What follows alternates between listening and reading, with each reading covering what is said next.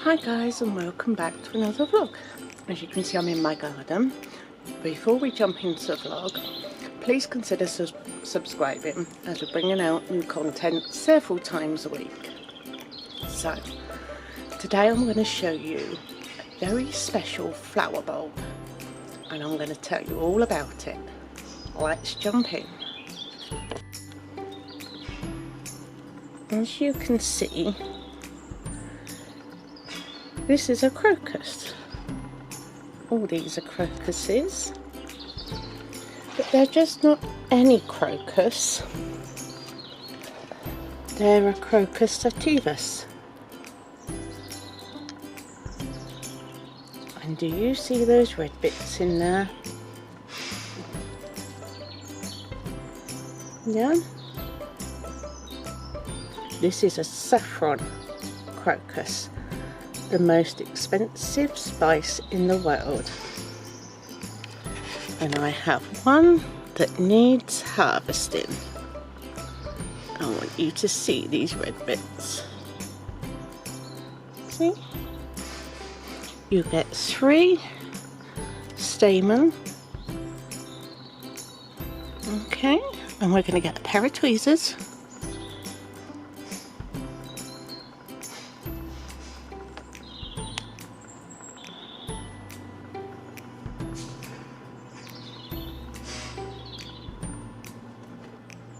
And there we are. That is saffron. Can you believe that? The most expensive spice in the world, and I've just picked it. I bought these bulbs probably about a month ago from a nursery, and I've already had, as you can see, there are remnants of the flowers. Yeah, so we're just waiting for more flowers to come up, and every time I see one open, what I do is come out, you pick it, you put it on tissue. I've just got it on a little dish here with tweezers because it will stain your hand if you're not careful. And then I will leave this in my kitchen for 2 to 3 days, and when it's fully dry I put it in a little tub. I just wanted to show you this, and the bulbs are not expensive. I think I paid, it was something like £7.50 for 25 bulbs, which is really not bad at all. But I did want to show you this. Isn't that so cool that you can actually grow your own saffron in your own garden in a container? How cool is that? Well, anyway, let me go and put this to go and dry, and then we'll be back to do something else. As you can see, I'm in a different place. Normally I'm in my kitchen to do bits, but today my tumble dryer is broke and we're waiting for a gentleman to come out and mend it. At long last. It's been broken a few weeks and it's been driving me crazy, hanging washing all over my house for 7 people.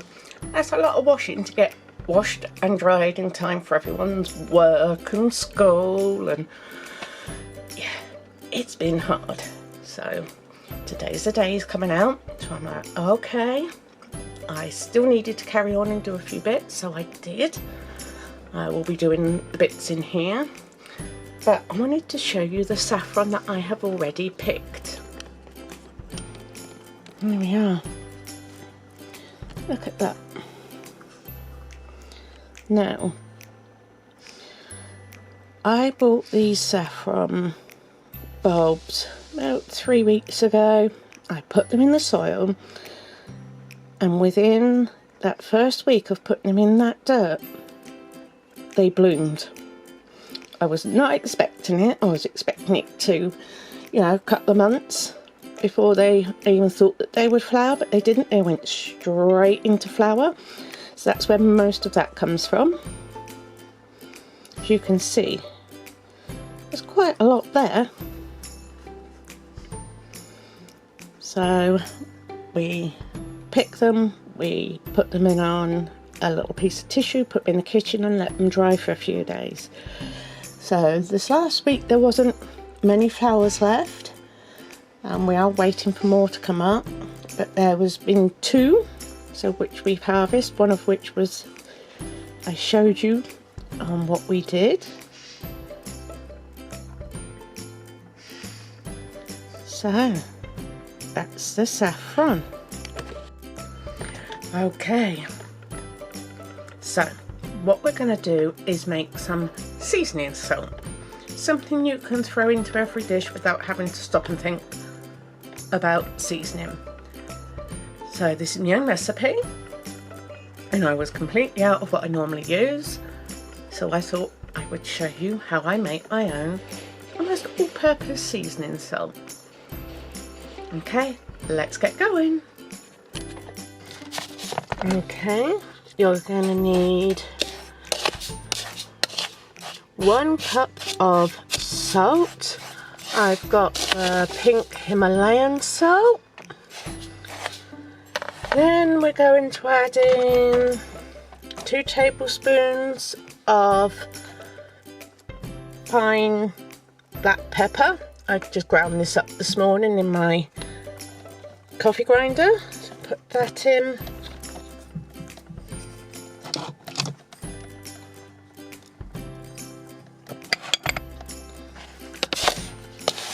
And then we're going to add 2 tablespoons of smoked paprika.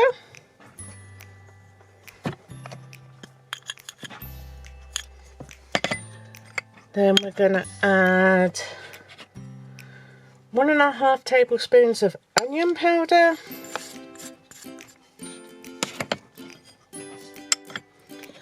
One and a half tablespoons of garlic powder.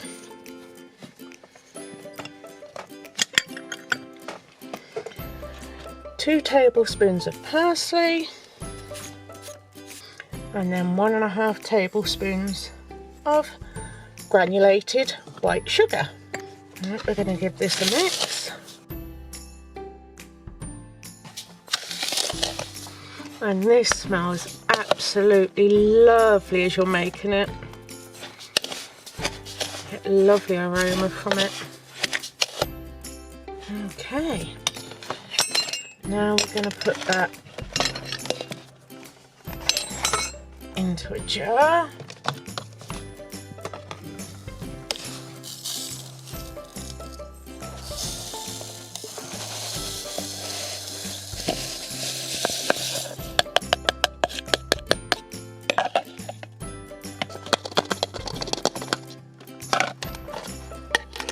And that makes about a pint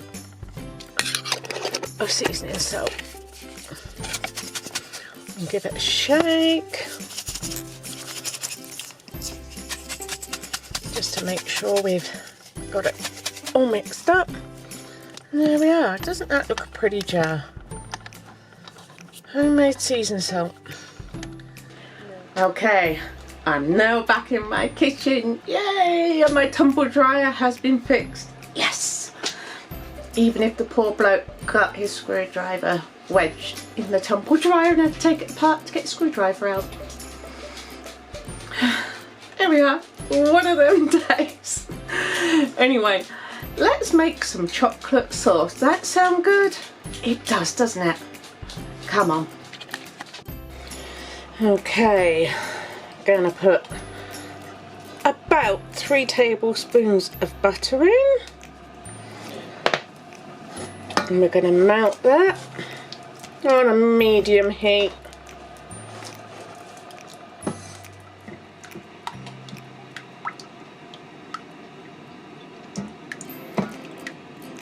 Right, now we're going to add in the sugars, and I've got half a cup of caster sugar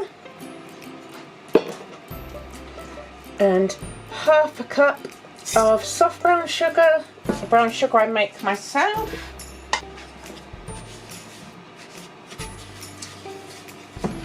Okay, and then we're going to add about a quarter teaspoon of salt,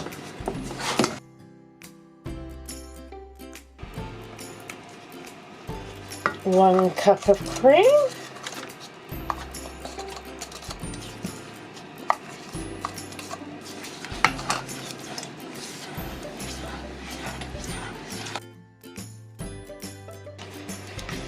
and we want the sugar to melt.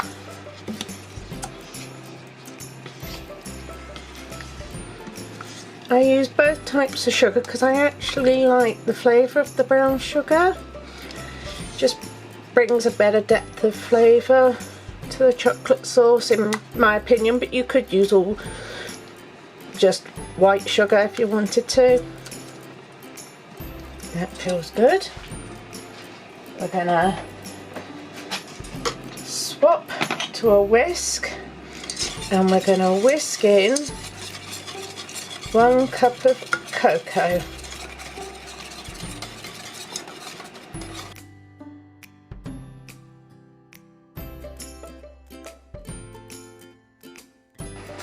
Okay, I'm now taking off the heat.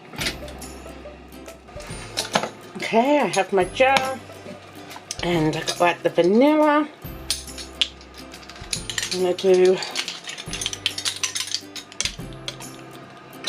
1, 2 and a half.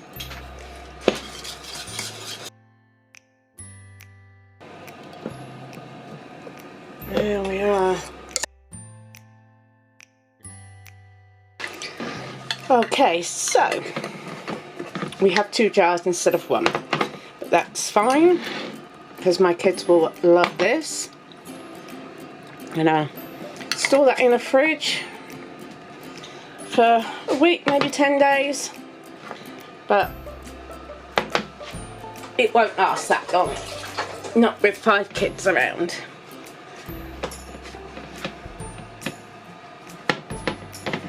Just calling my daughter down for her to taste test it to see what she thinks. Okay, my daughter's here.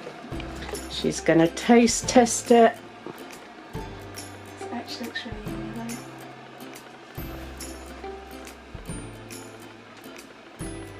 That is good. That's good. That is really good. It's supposed to keep in the fridge up to sort of a week, 10 days. How long do you think that's going to stay in the fridge? Now, it's going in my belly now. It's not going to get to the fridge, is it? No. Okay, thank you for taste testing. No worries. Okay, I've got a couple of packs of scone mix. And the end date is November 2021. We're in November, so I need to use these up. So I've got 2 packets. I'm going to stick these in a bowl. But as normal, I'm going to jazz it up a bit.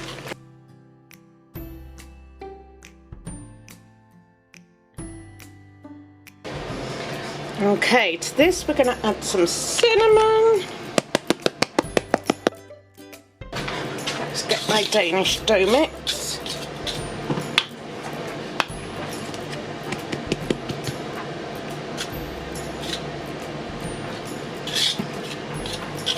Okay, probably a good couple of teaspoons of cinnamon. A drop of vanilla extract. Probably about a teaspoon.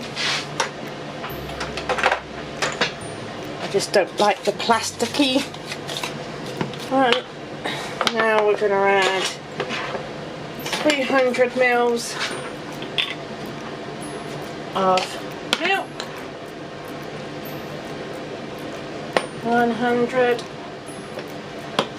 200, I'm going to hold just a little bit back, just to see if we really need all of it.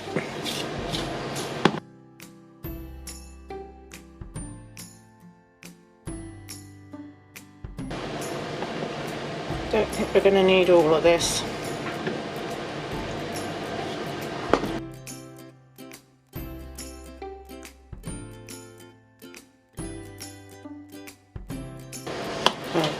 Let me wash my hands off. Put some flour down.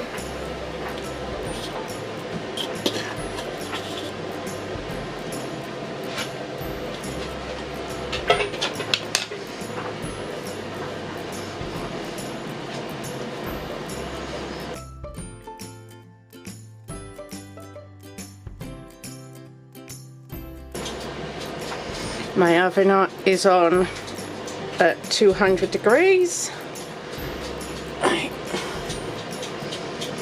You could roll these out, but I really can't be bothered to go and get my rolling pin.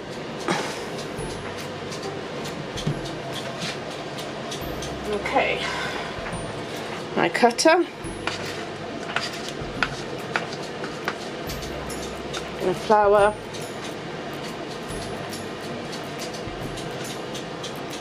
Onto a baking sheet like that.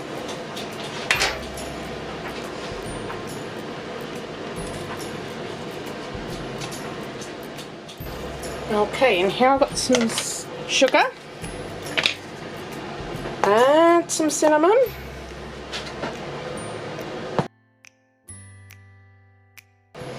there's that. I've got a little drop of milk, and I'm just going to crack an egg into that milk.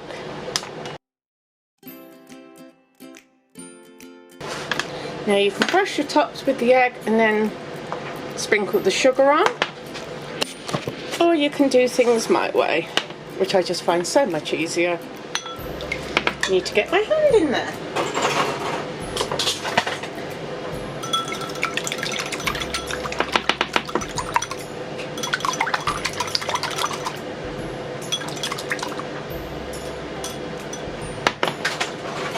Right, let's try that again. Dunk it. Dunk it. That's what we do. Just so easy. I'm going to sprinkle extra on if you want.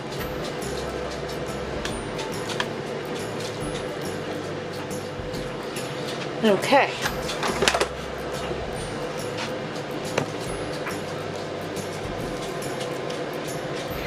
Let's get these in the oven and on to our second lot.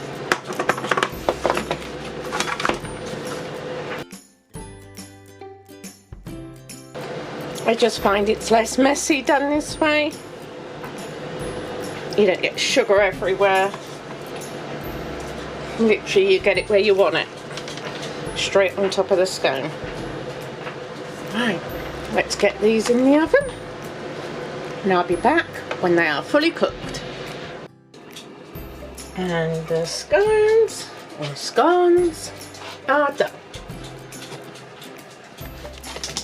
Well, I hope you liked this video, and the recipes for the seasoning salt and the chocolate sauce will be in the description below. And if you like this video, please give it a thumbs up, hit that subscribe button and ring that notification bell. That way you will not miss an upload. Until next time, bye all!